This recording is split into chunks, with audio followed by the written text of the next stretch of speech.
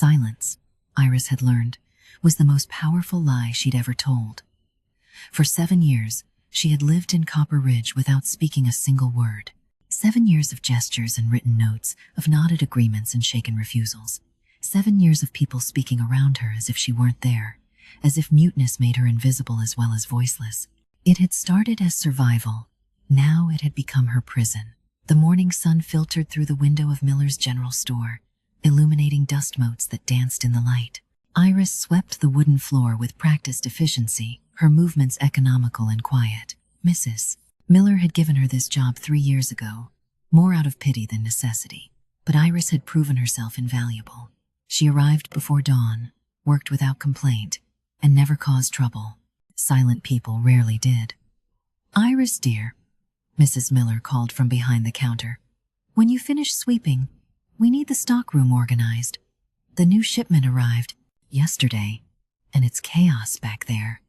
Iris nodded, offering a small smile. She set aside the broom and headed toward the stockroom, grateful for the solitude. Being around people exhausted her in ways she couldn't explain. Each interaction required careful choreography, the right facial expression, the proper gesture, the delicate balance of appearing pleasant without being too engaged. 7 years ago, she'd arrived in Copper Ridge on the evening stage, her dress torn and blood-stained, her throat wrapped in bandages. The sheriff at the time, old Thomas Crawford, had taken one look at her and assumed the worst. An attack on the road, he'd concluded. Bandits or wolves. When she couldn't speak, couldn't tell him her name or where she'd come from, he'd written her off as another victim of the frontier's casual cruelty. The town doctor, a kind man named Wells, had examined her throat. "The vocal cords appear intact," he'd said, puzzled. "Physically, there's no reason she can't speak. Sometimes trauma does this, locks the voice away where even the victim can't reach it." They'd let her believe it was true, let her hide behind the assumption that violence had stolen her words. It was easier than the truth. The truth was that Iris had bound her own voice, wrapped it in silence, as surely as those bandages had wrapped her throat, because speaking meant being found, and being found meant death. She was organizing crates of canned goods when the bell above the store's front door chimed. Heavy footsteps crossed the floor, accompanied by Mrs. Miller's bright greeting. "Sheriff Hayes? What brings you in this fine morning?" Iris's hands stilled on the crate she was lifting. Sheriff Wyatt Hayes had arrived in Copper Ridge 2 months ago, replacing Crawford after the old man finally retired. Where Crawford had been elderly and soft, Hayes was young and sharp. He moved through town with the quiet authority of a predator, his amber eyes missing nothing. Those eyes unsettled Iris, in ways she couldn't name. "Morning, Mrs. Miller." His deep voice rumbled through the store. "I need supplies for the jail. Coffee, dried beef, lamp oil." "Of course, Sheriff. I'll have everything ready for you. Iris can help load it into your wagon." "No." Iris's stomach clenched. She preferred to avoid the sheriff whenever possible. Something about him made her careful silence feel inadequate, as if he could see through the lie to the voice trapped beneath. But she had no choice. Iris emerged from the stockroom, keeping her eyes downcast as she always did around men. Hayes stood at the counter, tall and broad-shouldered in his worn duster. He turned as she approached, and she felt the weight of his gaze like a physical touch. "Miss Iris," he said, touching the brim of his hat. "Appreciate the help." She nodded, moving to gather the items Mrs. Miller indicated. Hayes watched her work with an intensity that made her skin prickle. She could feel his eyes following her movements, studying her with the same careful attention he gave everything in his domain. "You've been in Copper Ridge a while," Hayes observed. It wasn't quite a question, but Mrs. Miller answered anyway. 7 years now. Poor dear arrived without a voice and not much else. But she's been a blessing to me. Works harder than anyone I've ever employed." 7 years, Hayes repeated, something thoughtful in his tone. "And you've never regained your speech?" Iris shook her head, avoiding his eyes as she stacked cans of coffee on the counter. Her heart beat faster. Most people stopped asking questions after the initial explanation, but Hayes had a lawman's instinct for inconsistencies. "Curious," he murmured. "Doc Wells mentioned your vocal cords showed no damage. Said it was psychological trauma keeping you silent." She nodded again, more emphatically this time. It was the story everyone believed. Let him believe it too. Hayes was quiet for a moment. Then, in a voice pitched low enough that Mrs. Miller couldn't hear, he said, "Funny thing about lies, Miss Iris. Even the silent ones have a scent." Her eyes snapped to his involuntarily. His amber gaze held hers, and in that moment, Iris saw something shift behind them, something wild and knowing that made her breath catch. "He knows," she thought with sudden terror. "Somehow, he knows I'm lying." But Hayes simply smiled, the expression not quite reaching his eyes. "Thank you for your help, ma'am." She fled back to the stockroom as soon as the supplies were loaded, her hands trembling. For 7 years, her silence had protected her. For 7 years, no one had questioned the story of the mute girl who arrived broken and stayed invisible. Until Sheriff Wyatt Hayes looked at her with those strange amber eyes and suggested he could smell her lies. That evening, Iris walked home along the edge of town where the forest pressed close to civilization. She rented a small cabin from the widow Thompson, a space barely large enough for a bed and stove but private. Privacy was worth more than comfort. The sun was setting, painting the sky in shades of orange and gold.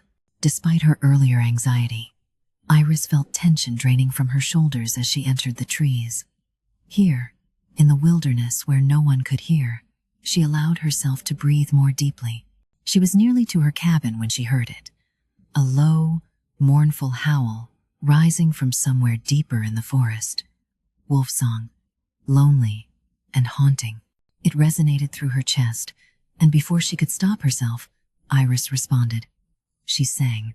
The melody emerged from her throat, effortlessly, pure and clear as mountain water. 7 years of enforced silence hadn't damaged her voice at all. If anything, the long muteness had made it sweeter, more poignant. She sang without words, matching the wolf's howl with human music, creating a harmony that seemed to still the forest around her. It was her only rebellion, these moments alone in the woods where she could release the voice locked inside her all day. She sang to the wolves, to the wind, to the empty air. She sang because not singing would have driven her mad. The wolf's howl answered her. Closer now, Iris smiled, continuing her wordless melody. She'd been doing this for months, this strange duet with an unseen creature. It made her feel less alone. She didn't notice the figure standing in the shadows 20 feet away, amber eyes wide with shock and recognition. Didn't see Sheriff Wyatt Hayes press a hand to his chest as if struck, his breathing suddenly ragged. Didn't understand that her voice, her true voice released in song, had just activated something ancient and irrevocable. The mate bond. By the time Iris reached her cabin, the sheriff was gone, vanished into the forest like smoke. But his world had shifted on its axis. Everything he thought he knew about himself and his purpose in this town suddenly rewritten by one impossible truth. The silent woman everyone pitied had a voice that called to his wolf like nothing ever had. And now he had to figure out why she was hiding it. Chapter 1. Iris woke to pounding on her cabin door. She bolted upright, heart racing. Dawn light barely filtered through the window. No one came to her cabin. Ever. She lived deliberately apart, deliberately forgotten. The pounding continued, urgent but not violent. "Miss Iris? It's Sheriff Hayes. I need to speak with you. It's important." Her blood turned to ice. She remained frozen on her narrow bed, barely breathing. If she didn't answer, perhaps he'd go away. "I know you're in there," Hayes called. "And I know you can hear me. Please, I'm not here to cause trouble." Slowly, Iris rose and pulled a shawl over her nightgown. She opened the door a crack, peering out at the sheriff.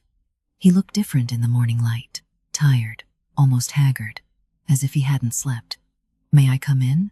he asked. "Just for a moment. I promise. I mean you no harm." Every instinct screamed at her to refuse, but something in his expression, a kind of desperate confusion, made her step aside. Hayes entered the small cabin, his large frame making the space feel even more cramped. He removed his hat, turning it in his hands. "I heard you last night," he said without preamble. "In the forest. You were singing." Iris's world tilted. She shook her head vehemently, reaching for the slate she kept by her bed. With shaking hands, she wrote, "You're mistaken." Hayes read the words and his jaw tightened. "I'm not. I was in the woods on patrol. I heard your voice clear as day. And I need to understand." He broke off, running a hand through his dark hair. "Why have you been pretending to be mute?" She wrote again, more forcefully. "I am mute. You heard someone else. Don't lie to me." His voice roughened, taking on a quality that made the hair on the back of her neck rise. "I know your voice now. I could pick it out of 1,000 others. Please, Iris, whatever you're running from, whatever you're hiding from, I can help." She stared at him, chalk hovering over the slate. How could she explain? Where would she even begin? Finally, she wrote, "If you know I can speak, you know I've been lying for 7 years. Why would you believe anything I tell you now?" Hayes stepped closer, and Iris had to force herself not to retreat. Up close, she could smell him, leather and pine and something wild underneath that made her pulse quicken. "Because," he said quietly, "when I heard you sing, something in me recognized you, claimed you, and I don't understand it any more than you do." Iris's chalk clattered to the floor. She stared at him, eyes wide. The words he'd just spoken had a specific meaning in shifter communities. Claimed. That wasn't a word used lightly. Hayes watched her reaction carefully. "You know what I am." It wasn't a question. Slowly, Iris nodded. "Then you understand what it means when I say your voice called to my wolf." He took another step closer. "You're my mate, Iris. Fate chosen. The moment I heard you sing, the bond snapped into place like it had been waiting 7 years for that exact moment." She shook her head, backing away until she hit the wall. This couldn't be happening. She'd spent 7 years invisible, and now the one person in town with the power to expose her was standing in her cabin claiming she was his destined mate. Hayes seemed to read her panic. "I'm not here to force anything. I just need to understand. Who are you running from? What happened 7 years ago?" Iris grabbed her slate with trembling hands. For a long moment, she simply stared at the blank surface. Then, making a decision that terrified her, she began to write. "My name is Iris Blackwood. 7 years ago, I was supposed to marry the Alpha King of the Eastern Territories." She watched Hayes's eyes widen as he read. She continued writing, the words spilling out faster now. "He was cruel, violent. He believed mates were property to be controlled. When I tried to refuse the match, he had my family killed, made me watch. Then he told me I had 2 choices, marry him and spend my life in a cage, or run and be hunted down like an animal." Hayes's face had gone pale. "You've been hiding here for 7 years? He's still looking for you?" She nodded, writing quickly.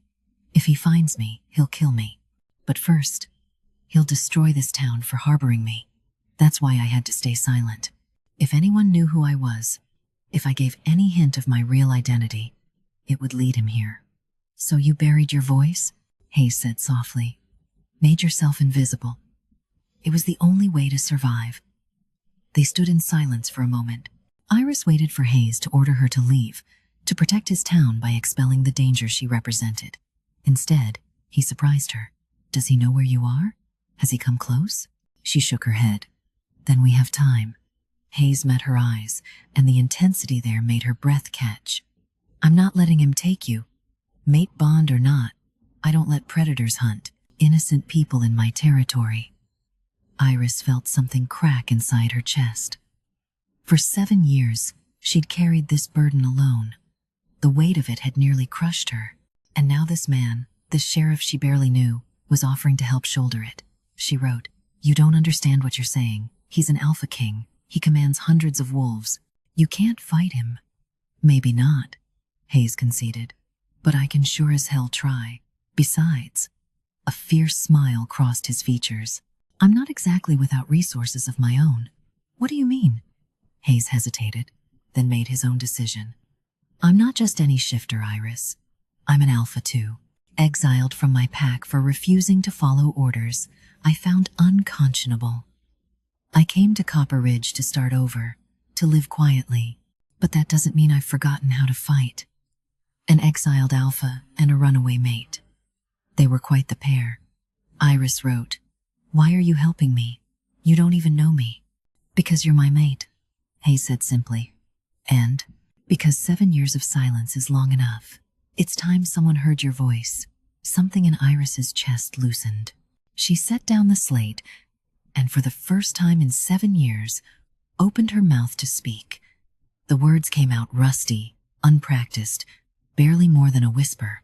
"I don't know if I remember how anymore." Hayes's eyes widened. Then a smile spread across his face, transforming his stern features into something almost boyish. "That was beautiful." "It was terrible," Iris corrected. But she found herself smiling too. Her voice gained strength with each word. "I sound like a rusted gate." "You sound like freedom," Hayes countered. He held out his hand. "Start over? I'm Wyatt Hayes, Sheriff and Exiled Alpha. Pleased to meet you, Iris Blackwood." She looked at his outstretched hand for a long moment. Taking it meant accepting help, meant trusting someone for the first time in 7 years. It meant risking not just herself but this entire town. But as Iris placed her hand in his, feeling the warmth and strength of his grip, she thought perhaps risk was worth it. 7 years was long enough to hide. Perhaps it was time to live instead. "Pleased to meet you, Sheriff Hayes," she said, her voice growing steadier. "Though I should warn you, I'm likely more trouble than I'm worth." His fingers tightened around hers. "Then it's a good thing I'm particularly skilled at handling trouble." Chapter 2. The next week brought changes Iris hadn't anticipated. Hayes insisted she begin speaking around town, claiming the best way to protect her was to make her disappearance of 7 years feel natural rather than suspicious. "If you suddenly start talking without explanation, people will ask questions," he reasoned. "But if your recovery seems gradual, medical rather than mysterious, no one will think twice." So they crafted a story. Doc Wells, brought into the secret, announced that new treatment methods had shown promise. Slowly, carefully, Iris began to speak in public. A word here, a phrase there. At first, people treated it like a miracle. Mrs. Miller wept with joy. The widow Thompson brought her a celebratory pie. But as the novelty faded, Iris's voice simply became part of the town's fabric. The mute girl who'd found her words again.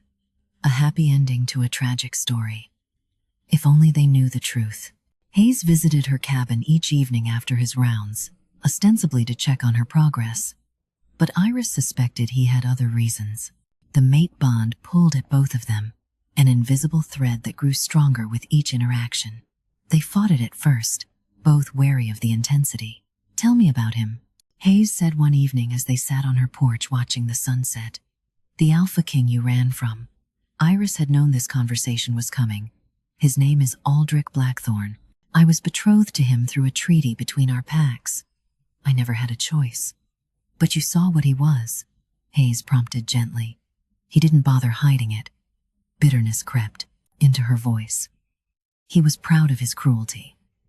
Said it kept his pack strong, kept challengers at bay. He collected mates like trophies. I would have been his fourth. The others had all died under mysterious circumstances. Hayes's jaw tightened. "And your family?" "Tried to break the betrothal when they saw what he was." Iris wrapped her arms around herself. "He killed them in front of me as punishment. Then he gave me a choice, submit or run. He made it clear that running would be temporary. He'd hunt me down eventually, break me completely before claiming me." "So you disappeared," Hayes concluded. "Changed your name, buried your voice, became someone else entirely." "It was supposed to be temporary," Iris admitted. "I thought maybe after a year or two, he'd give up, find someone else to torment.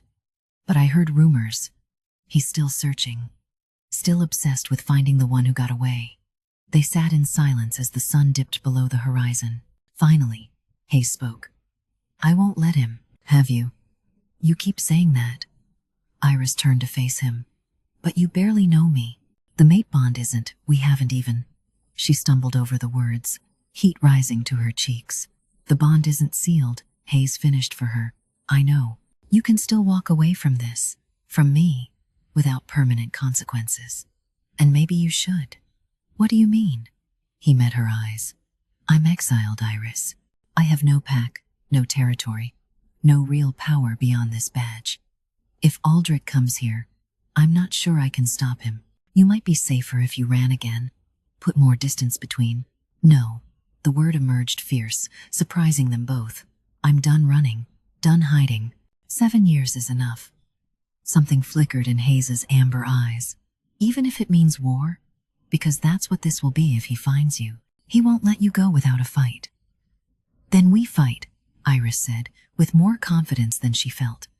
A slow smile crossed Hayes's face. You're braver than you give yourself credit for. Or more. Foolish. Sometimes there's not much difference. He shifted closer, and Iris found herself acutely aware of his presence. The heat of him, the wild scent that clung to his skin. I should tell you something. About the mate bond. What about it? It's affecting me more than I expected. His voice dropped lower. Every time you speak, every time I hear your voice, the wolf wants to claim you. Mark you as mine. It's taking considerable control not to. He broke off, looking away. I don't want to pressure you. You've had enough of that. Iris's heart hammered against her ribs. What if I don't feel pressured? His eyes snapped back to hers, intense and searching. What are you saying? I'm saying. She took a breath, gathering courage.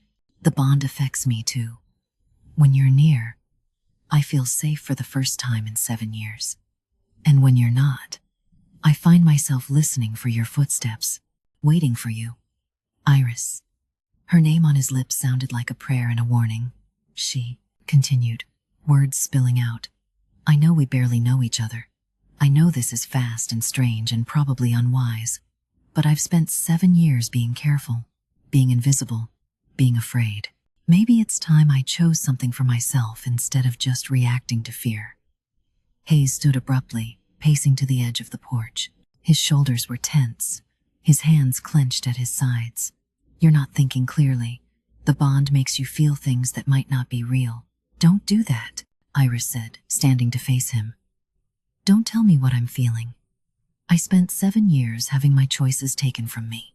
I won't let you do it too, even with good intentions. He spun to face her. I'm trying to protect you.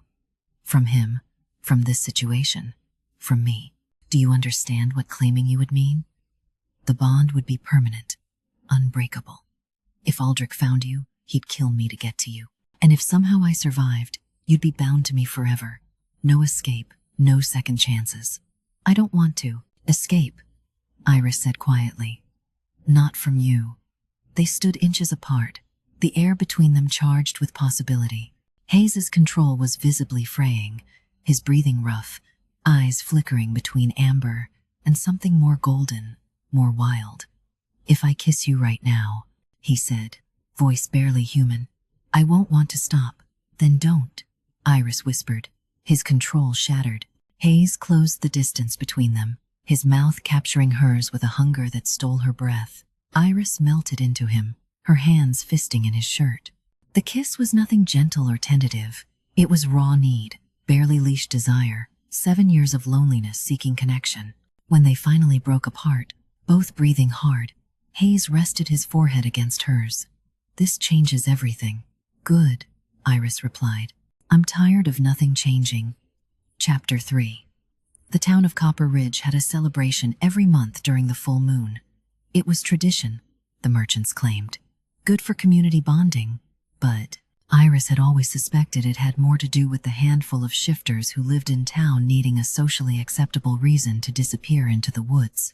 She'd avoided the gatherings for 7 years, but now, with Hayes at her side and her voice returned, she found herself standing in the town square as lanterns were lit and music began. You don't have to stay if you're uncomfortable, Hayes murmured. He'd been protective since that kiss 3 days ago, careful not to push too far too fast. I'm fine, Iris replied, and was surprised to find it mostly true. Speaking still felt foreign, but each word came easier than the last. Mrs. Miller appeared with fresh apple cider.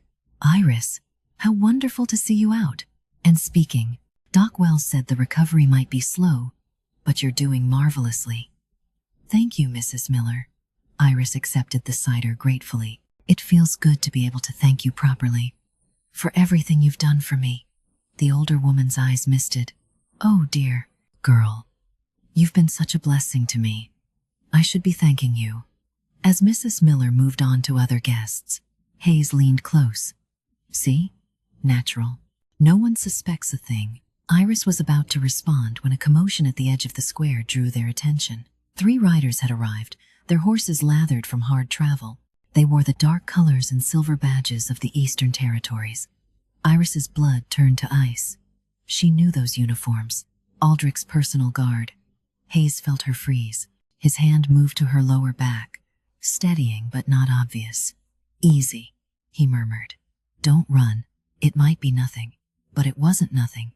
The lead rider dismounted, approaching Mayor Collins with a formal bearing. Iris couldn't hear their conversation over the music and chatter, but she watched the mayor's expression shift from welcoming to concerned. Then Collins was gesturing toward her and Hayes. Sheriff Hayes, the mayor called. These gentlemen would like a word. There was no choice but to approach. Iris kept her face carefully neutral as Hayes guided her forward, his hand still at her back. The lead guard studied them both with calculating eyes. Sheriff, the guard said, offering a crisp nod. I'm Captain Marcus of the Eastern Territory Guard. We're searching for a missing woman. She's been lost for 7 years. That's a long time to be looking, Hayes observed mildly. Our Alpha King is persistent when he wants something. Marcus withdrew a paper from his coat. Her name is Iris Blackwood. She disappeared under suspicious circumstances. The king is concerned for her safety. He unfolded the paper, a sketch. It showed a young woman with long dark hair and delicate features. The artist had captured the resemblance to Iris's current appearance. But 7 years had changed her. She'd cut her hair short for practicality, hardship had sharpened her features, and she'd learned to hold herself differently, invisibly. Still, Iris held her breath as Hayes studied the sketch. Can't say I've seen her, he said finally. But it's hard to tell. This drawing could be any number of women. Marcus's eyes narrowed. The king believes she came west. He's offering a substantial reward for information leading to her recovery. How substantial? Hayes asked, his tone implying only professional interest. 50 gold pieces. Enough to set a man up comfortably. Marcus's gaze slid to Iris, who'd remained silent. What about you, miss? Have you seen anyone matching this description? Iris forced herself to meet his eyes and shook her head. I'm sorry, I haven't. Something flickered in Marcus's expression. You're new to speaking, aren't you? The mayor mentioned the town has a woman who recently regained her voice. Hayes stepped slightly in front of Iris. She was attacked years ago. Been recovering slowly. What's that got to do with your missing woman? Nothing, perhaps, Marcus said smoothly. It's just curious timing. The king mentioned that Iris Blackwood had a remarkable singing voice, one of the finest in the territories. The air felt too thin. Iris's heart pounded so hard she was certain everyone could hear it. Well, Hayes said, his voice dangerously quiet. There's lots of women who can sing. Now, if you'll excuse us, we have a celebration to attend. He turned, guiding Iris away, but Marcus called after them. Sheriff, a word of advice. The king's reach is long. If someone were harboring his missing mate, he'd take it very personally. There would be consequences. Hayes stopped but didn't turn around. I'll keep that in mind, Captain. Enjoy your evening. They made it to the edge of the square before Iris's legs gave out. Hayes caught her, supporting her weight as he guided her into the shadows between buildings. Breathe, he commanded softly. Just breathe. They know, Iris gasped. He knows. I have to run. I have to leave tonight before... No. Hayes's hands framed her face, forcing her to look at him. You're not running. Not anymore. You heard him. The consequences. Let me worry about that. His amber eyes blazed in the darkness. Right now, we need to think smart. They're suspicious, but they don't know for certain. If you run now, you confirm everything. What do I do? She hated the tremor in her voice. You stay.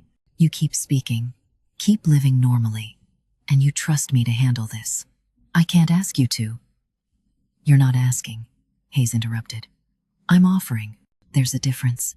Before Iris could respond, footsteps approached. They separated quickly as Doc Wells appeared, his expression grave. "Sheriff, you need to know. Those guards are asking about Iris specifically. Apparently, someone reported hearing a woman singing in the forest recently. They're putting pieces together." Hayes cursed under his breath. "How long do we have?" "They're staying at the boarding house tonight, planning to search the surrounding area tomorrow." Wells looked at Iris with sympathy. "I'm sorry, my dear. I'll do what I can to mislead them, but it's not your responsibility," Iris said quietly. "You've all been kind to me. I won't repay that by bringing violence to your town." "What are you saying?" Hayes demanded. She met his eyes, making the hardest decision of her life. "I'm saying I'll go with them peacefully. Tell them I was confused, had amnesia from my trauma. Maybe if I cooperate, Aldrich will leave Copper Ridge alone." "Absolutely not." Hayes's voice took on a growl. "You're not sacrificing yourself." "It's my choice," Iris replied. "And after 7 years of hiding, maybe it's time I faced him." "He'll kill you," Hayes said flatly. "Or worse. You think I'll just let you walk into that? You might not have a choice." They stared at each other, the mate bond pulling tight between them. Iris could feel Hayes's wolf pressing against his control, demanding he claim her, mark her, protect her at any cost. "There's another option," Doc Wells said quietly. "If Iris were to complete the mate bond with you, Sheriff, Aldrich would have no legal claim.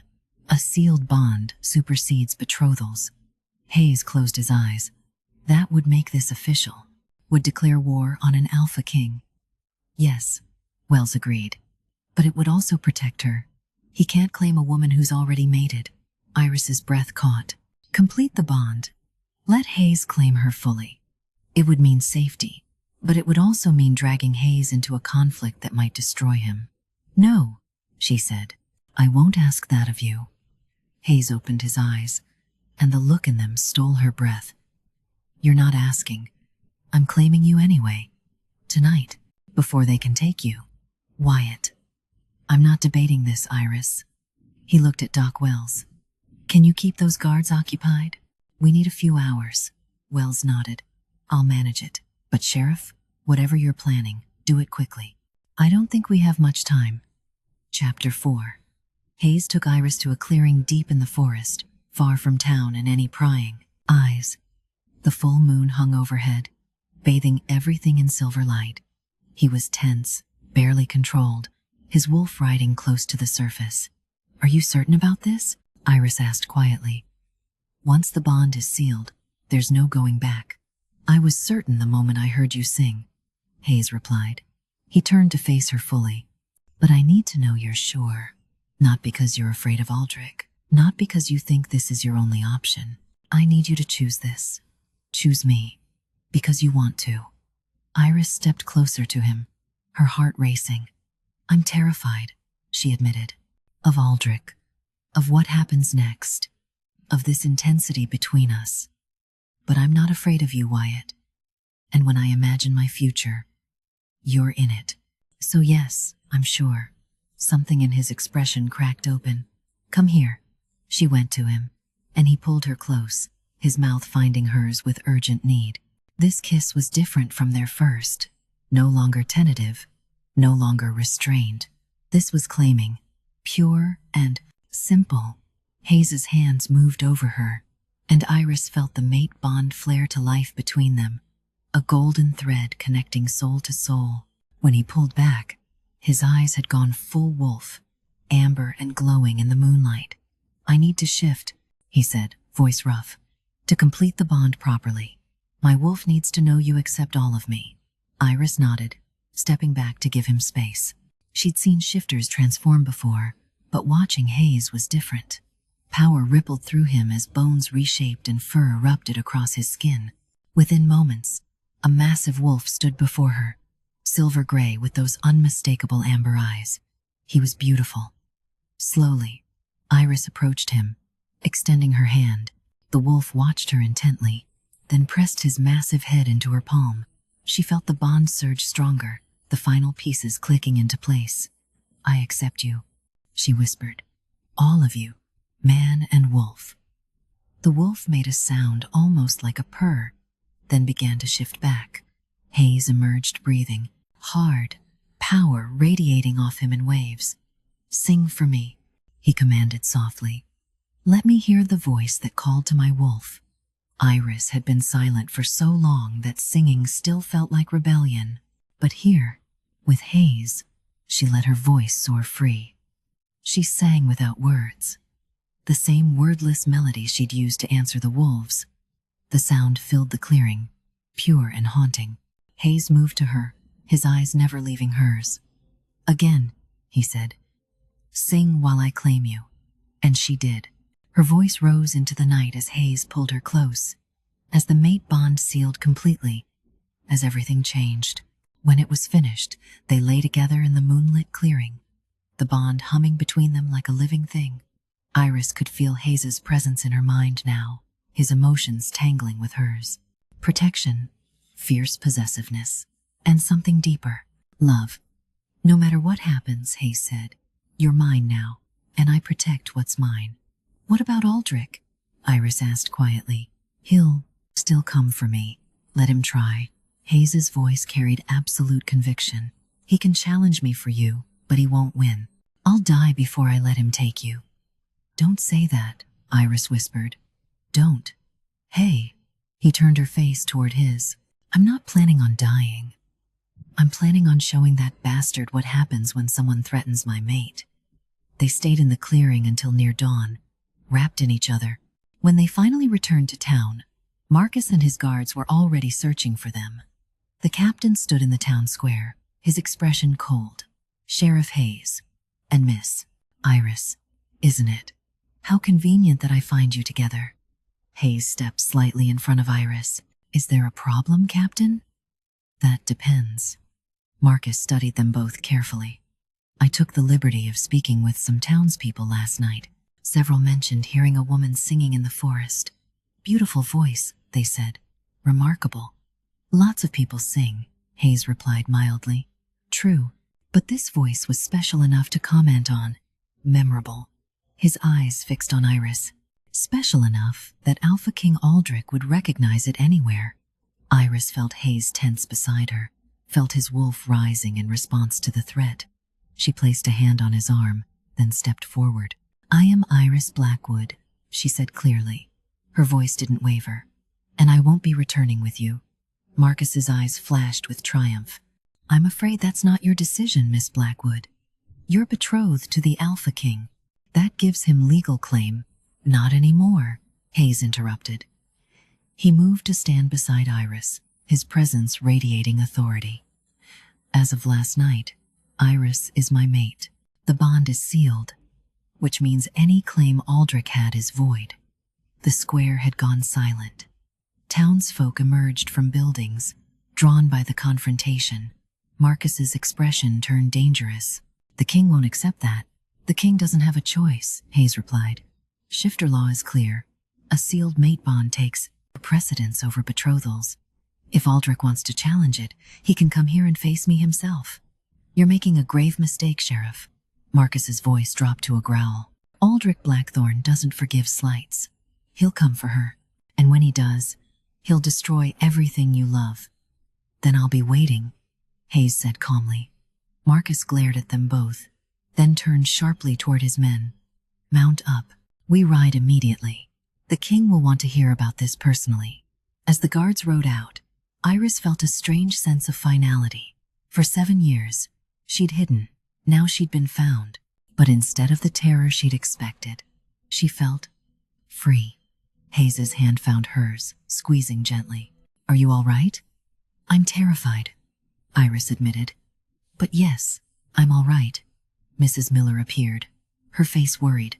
"What's going to happen now?" "War, probably," Hayes said, not sugarcoating it.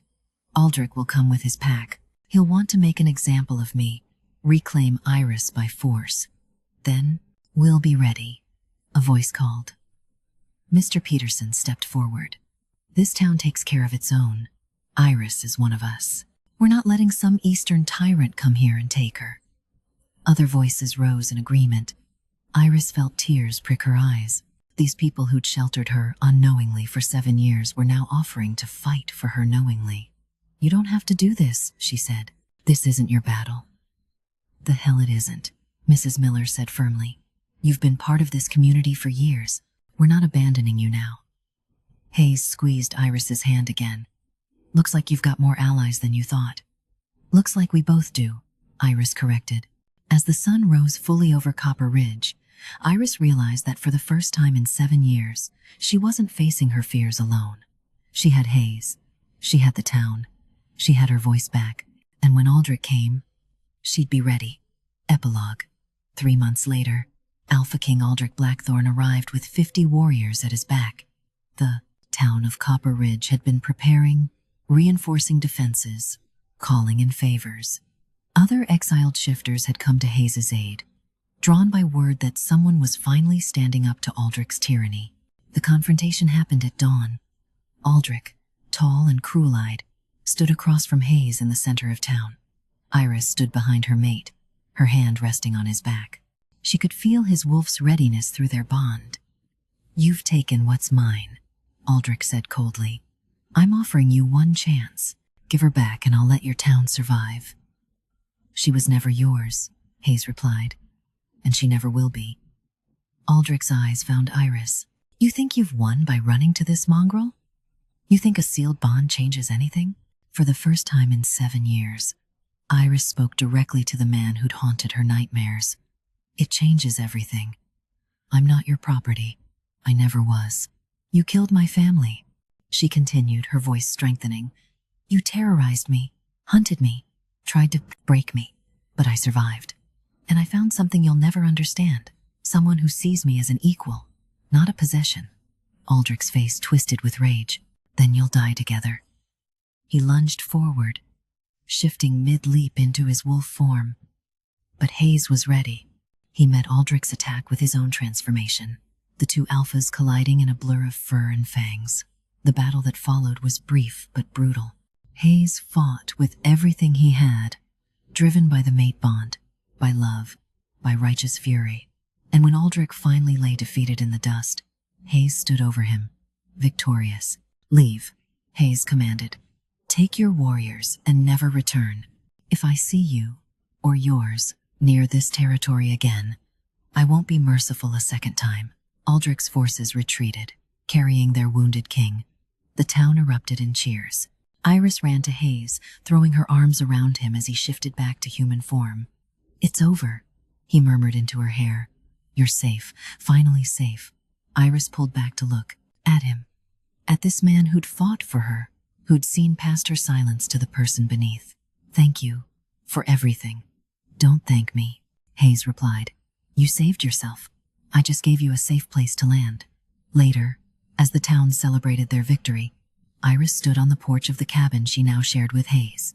She opened her mouth and let her voice soar into the evening air, singing for the pure joy of it. She sang for the 7 years of silence, for the freedom of being heard, for the mate who'd recognized her voice when no one else could, for the community that had sheltered her and then fought for her.